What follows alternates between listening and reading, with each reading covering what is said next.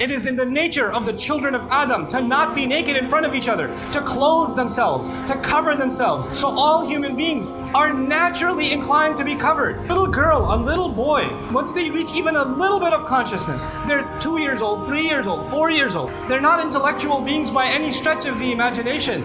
But if father walks in and mother was changing their clothes, they get ashamed. Allah put a sense of shame naturally inside the human being. But what happens when shaitan does whispers and whispers and whispers? He takes everything that is supposed to be ugly and he converts it into beautiful. What Allah made ugly, we see as ugly. What Allah made beautiful, we see as beautiful. But if you let shaitan into your heart, the things that are supposed to be ugly start becoming beautiful.